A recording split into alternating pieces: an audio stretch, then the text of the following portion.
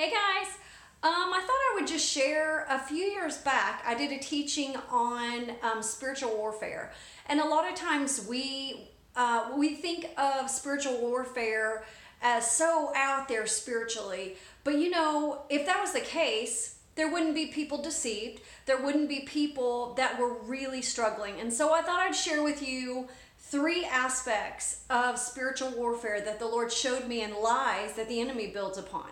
So it starts out very subtle, as often. What happens when we get brought into bondage. Scripture talks about people being deceived so that they cannot see the light. And if people knew they were going to be deceived, they wouldn't be. That's the whole lie about deception and what happens when we are in the midst of spiritual warfare. But it starts out a lot of times as a discouragement. So that first step would be the enemy would bring something or bring thoughts to your mind where you are really discouraged about something. And he especially crafts it because it's very personalized. So once we begin to meditate on that and we give thoughts to something that has discouraged us, then the next layer of that is we feel that it seems like it's despairing, and it just seems like there's so much despair that surrounds it that once we've been discouraged, then we start feeling like the whole situation is just despairing. And then the third level, to where we really get taken captive and brought into bondage, is when we're disillusioned by it.